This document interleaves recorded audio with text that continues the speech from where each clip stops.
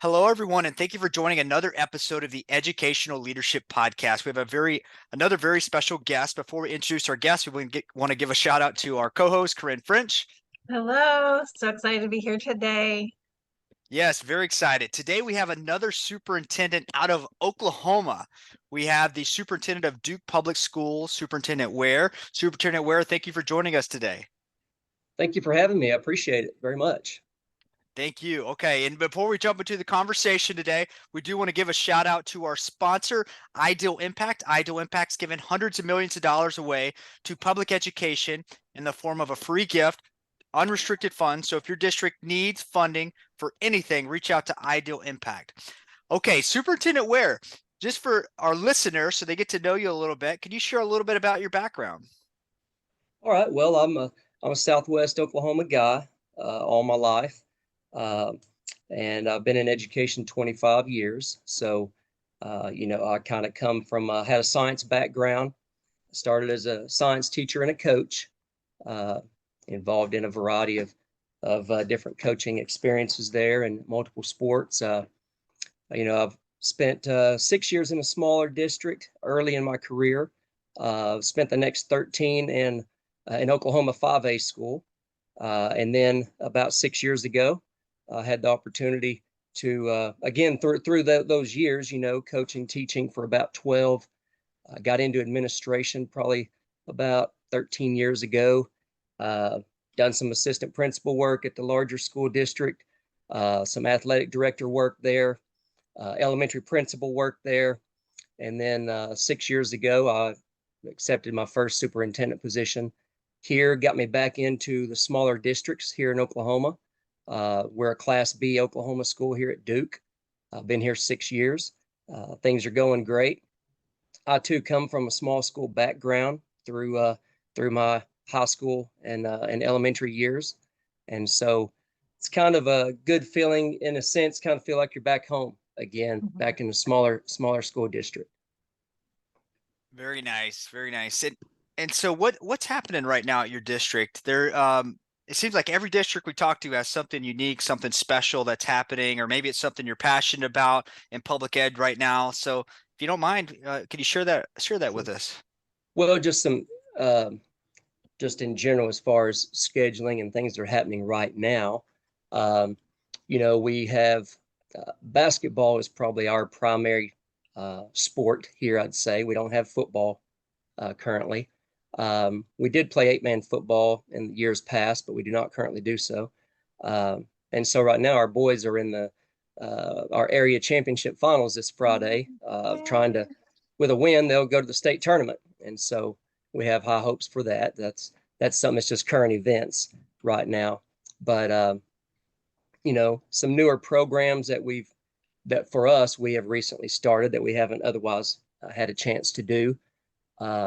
We've made some investment in some drone technology we actually run that in our agriculture FFA program, and so some kids getting some experience with drones, and even in the agricultural side, creating videos potentially, seeing even crop management, if you will, from aerial perspective and those kind of things.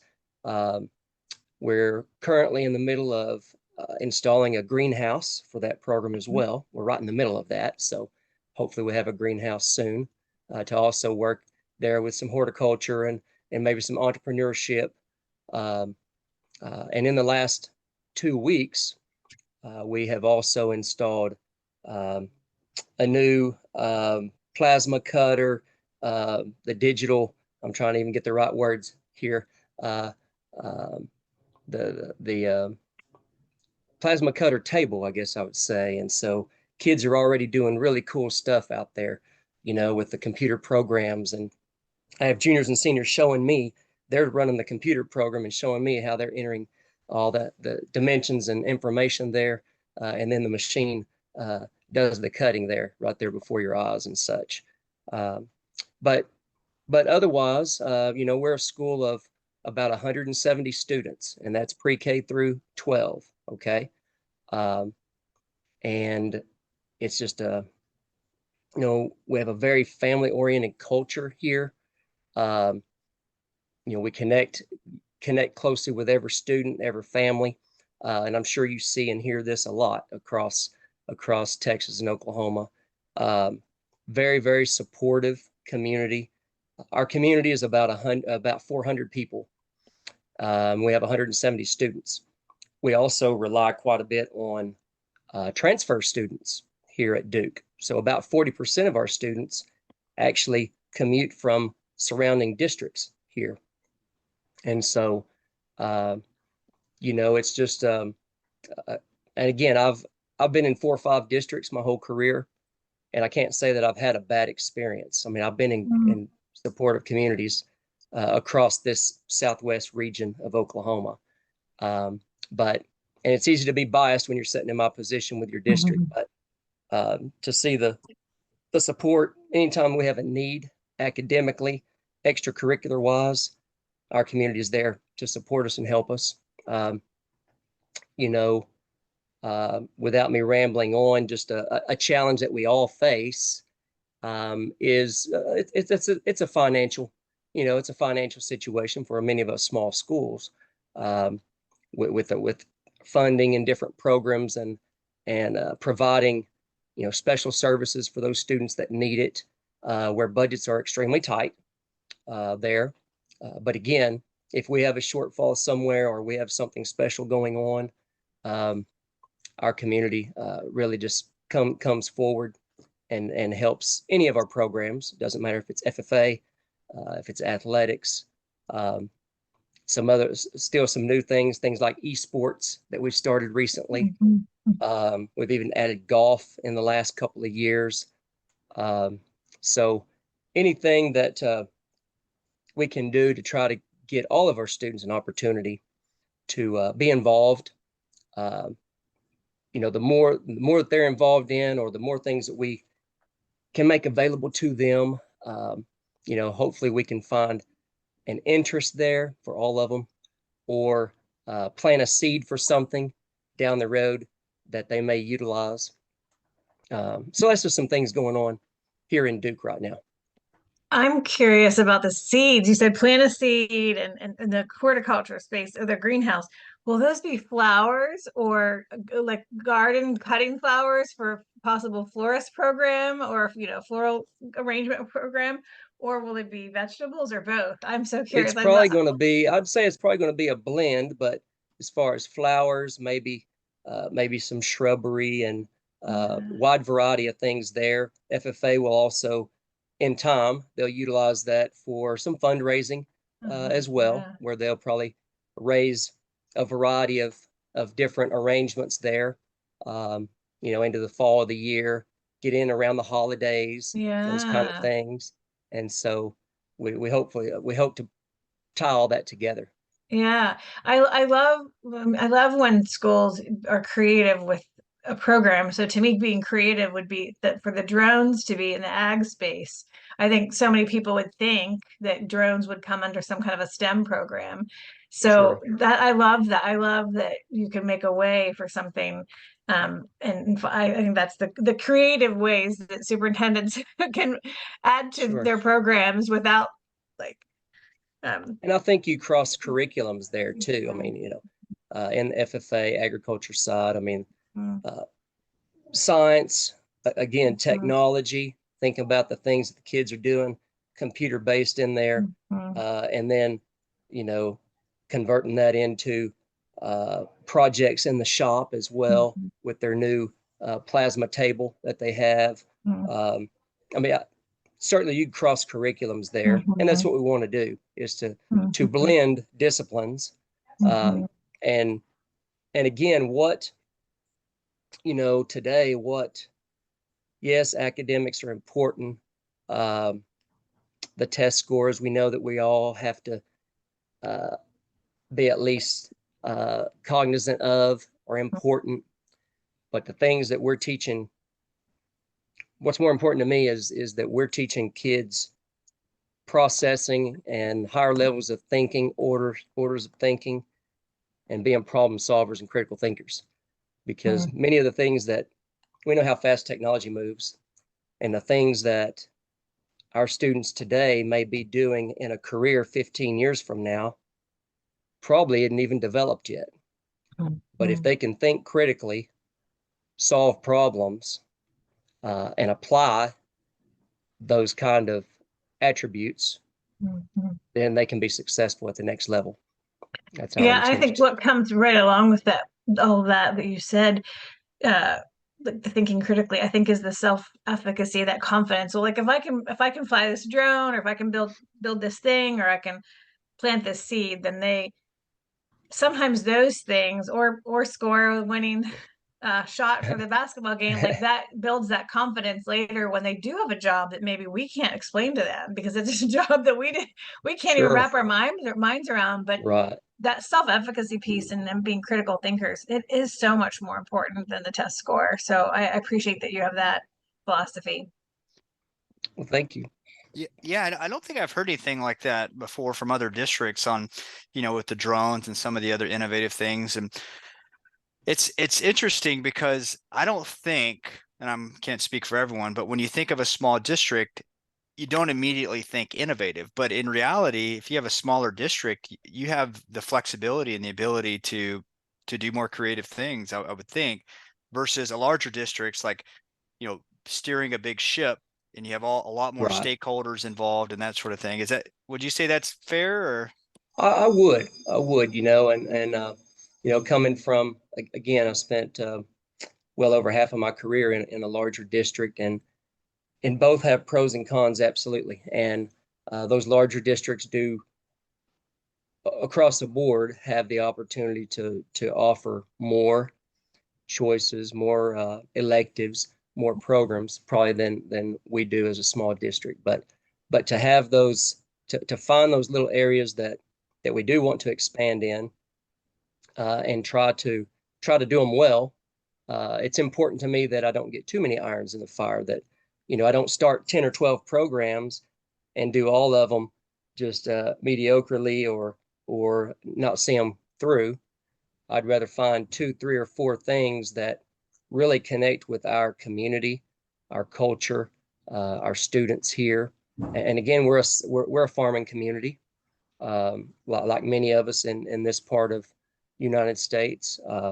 And so find those things that do that students are able to connect with and that they have interest in. And we listen to our community, listen to our students, the things that they have desires and interest in. And then again, if through whichever program you're talking about, if just 1 or 2 of those it actually plants a seed with, I mean, I don't know if you're talking about the greenhouse. If I have 1 out of the next 10 classes that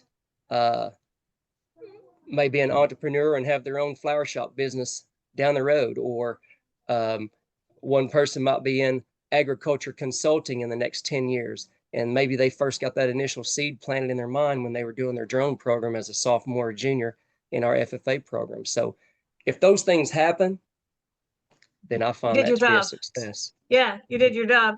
I'm Yeah. curious, did did you set out to be a superintendent? I always love to ask this, and sometimes I ask this question to women because I'm studying women in leadership, and the pathway to being a superintendent is fascinating to me. And so I want to be aware that I don't always ask this question to our male guests. So did you set out when you were first that science teacher? And do you mind sharing a little bit Yeah, about like some of your intentions and maybe sure. some tips along the way? Because I know we have people who listen that are potentially going to be superintendents, and I think they Right, love hearing like little tidbits from y'all. right. That might want to go into administration. Yeah.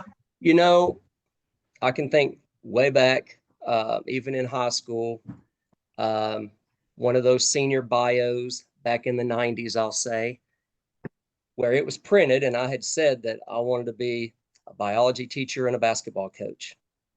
Well, 5 years later, that's kind of how it turned out.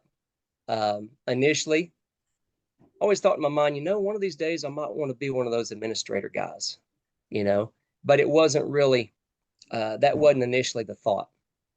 More so I wanted to be a 30-year career basketball coach, if you will. And once I got in the business, you know, I worked under some outstanding administrators, some that became my very top mentors. Um, and probably one of the top mentors actually hired me as in my first assistant principal position. And so, you know, quickly early in my career, I'd been about 3 or 4 years in when I thought, okay, you know, summertime, I'm going to get in this administration program, see what it's about. And so I did. You know, it took a couple of years to get it knocked out, teaching, coaching. And in that moment, I'm like, you know, I'm not ready yet. You know, I still had the coaching itch. I love teaching science. I still do to this day. Um, and so, you know, you rock along another half dozen years there, um, and waited for the right. It's you know, when it feels right is what I would say. And the district I was in at the time, I'd been there 6 years teaching, coaching. Again, a mentor, a principal, and an opportunity came up, and so it felt right. And I was at a point in my career, coaching and teaching, that I thought I was ready, and I was time for the transition. I was ready for the transition, and in my mind, I had thought, you know, I'm gonna spend a 35 year career. I'm gonna coach about 10 or 12. I'm gonna principal about 10 or 12, and then way at the end, when I got into principalship, I thought I might want to do that superintendent thing down the road toward the end, that last third of that Yeah, career, yeah. you know? And so really, it's just funny how things happen and work out. And again, I'm a firm believer that things fall in place and God puts you where he wants you to be. And so, um, you know, spend about the best part of um, 7, 8 years in the principalship in a couple different roles.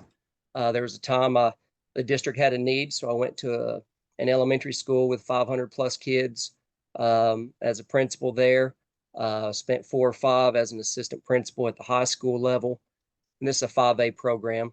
Um, and then there was a need, and I went to the athletic director office for about 2.5 years. And so um, the position here happened to show its face. It was a deal that I wasn't particularly looking when it happened.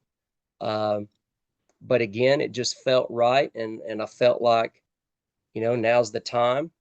And I actually got into the superintendency a little earlier than expected, again, in my vision and my plan. But I'm so grateful and thankful that I did. And things are going well. And so um, I think a lot of mine had to do with the leaders that I just happened to be surrounded with in my career early, that you know, I looked up to, and I really thought, you know, I see a piece of me in these guys. I think I could do that someday, you know, and would want to do that, and would want to lead my staff, and would want to lead the district and the building. Um, and so that's just kind of how it materialized, developed for me. I love that because it's you could have said, yes, I want to be a superintendent, and I like worked so hard every day. That was my goal.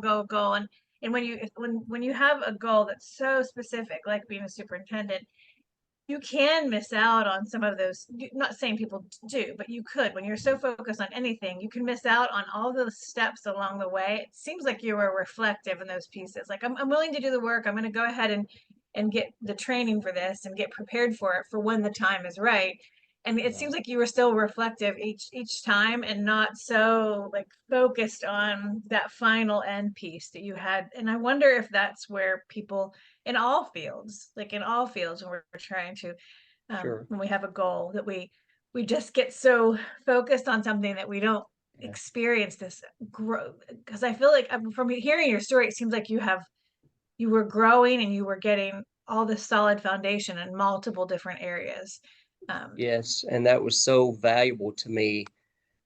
And you don't even realize it when you're living it, you don't realize what's happening. But, Mm.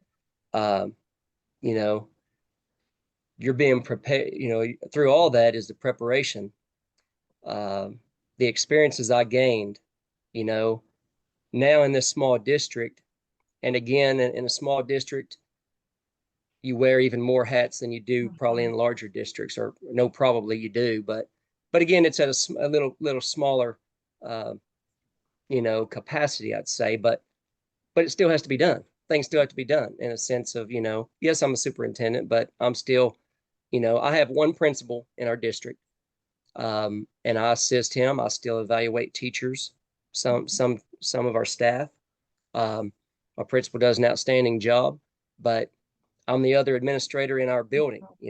My office is not even in a separate building in the community. I'm right here under the same roof. And so, you know, um, with all that said, if we have a need, if we're needing to teach a class, there's times that we teach a class, Wow. or pick up an extracurricular duty. I'm going to help our girls golf program this year. Just have a couple of individuals. We don't have a full team. We're going to move forward with it. Help with esports, because this particular year I didn't have anyone available to do so. I've learned a great deal about esports. Not that I'm a gamer, but if you're to me, a coach is a teacher. A teacher's a coach. Yes. And you got to make sure you put that on. You got to make sure you put that, write that down somewhere, because I can't imagine having to do esports if that's not something you understand. I'm pretty good at the scheduling side. That's what I can say. But hopefully I do our kids justice, and we'll continue to grow there too. But Yeah. you can do anything if you put your mind to it, and you've got the leadership skills and qualities in place there in the background, to see it through. What's important to me is the kids get the opportunity. Yeah. That they don't miss an opportunity, Mhm. just for maybe lack of having personnel available in the moment. So.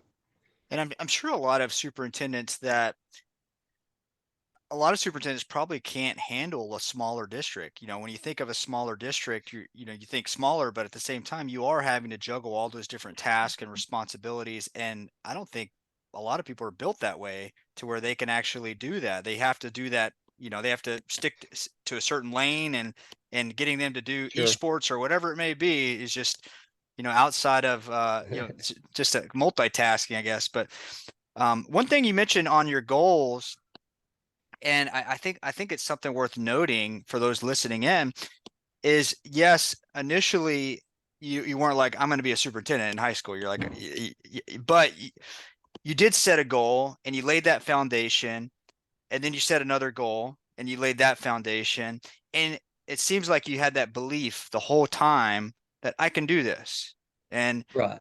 just it seems like that's a big part of it. And I think it's important for people, um, that you do have stair steps there, and that you work, and you move up the career ladder, if you will. Um, and I'll see people that maybe jump too soon, or, again, having that, if you have that end goal, that's fine. But I think those intermediate steps in between make a huge difference, because number one, it allows you opportunity to just gain situational experience. I mean, we all could write volumes of books of situations and things that happen, in education, business, through the career. But um, also, I have seen where maybe, uh, individuals, maybe they move what I would consider much more rapidly, and maybe get to that end goal too early. And then you either maybe run into burnout, or whatever the case may be, or maybe they miss some of those intermediate steps in between. There's nothing that can take the place of just time and years of gaining knowledge, situational things that come up, to work under other good administrators, which I was fortunate to do, um, to constantly kick ideas and thoughts or situations off of. When I was an assistant principal, say, I have a situation, maybe I don't have the absolute answer, or I'm curious. I had a great mentor, someone to go to help me through it. Um, and so you're not just put out there, um, on a pedestal by yourself all of a sudden, without some of that prior knowledge, prior experience. I think the experience is just something that nothing else can take the place of getting that experience.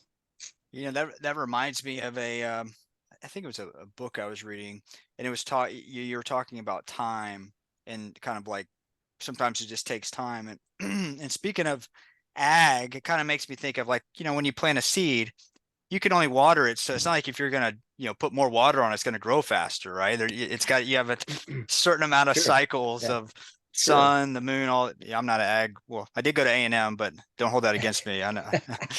It's, but okay. Well, I know we're running short on time here. Just one last question. If you were to recommend someone else to come on and share their story on the podcast, who would you recommend? Oh, wow. Um, oh gosh. Yeah, that's kind of It's a fun one. It's an easy yeah. one for us to end on. Um, oh, I'd probably recommend someone kind of taught, taught in our little consortium of small schools around here. Get their perspective also. Maybe um, someone that might be I'd say a little newer into the superintendency, and see their perspective on some things. Uh, Maybe I have two. One that's been in the business longer than me, that probably has seen more change in his time. Maybe a Jimmy Smith from Blair, and then I'd say maybe uh, oh, let's see, maybe Missy Berry from Granite. Those are two Thank you. superintendents that are in our area here. Again, one of them would have a little less experience, a few years less in the superintendent office than I have, and then another one that would have numerous years of experience well ahead of me. It'd be neat to maybe see Yeah. their comparisons and their perspective on Yeah. things. Yes, we'll definitely reach out and share their story as well if they're interested in coming on the podcast. As we close out, I just want to say thank you, Superintendent Ware, for Thank being on you. the podcast today and sharing some of the details around your district and the stories that have kind of led you up to where you are today. It's been a pleasure interviewing you. Well, thank you very much. It's been a good morning. I appreciate your time, and a good luck moving forward. And Thank you. so I'll wrap up and say, go Duke Tigers. All Woohoo! right. Best wishes. All right. Absolutely. Thank you, Thank Corinne. you. And as we Yeah. close out, one final shout out to our sponsor, Ideal Impact. Ideal Impact's given hundreds of millions of dollars away to public education. If your district needs additional funding, reach out to Ideal Impact. And for those that have been tuning in, stay tuned for future episodes of the Educational Leadership Podcast.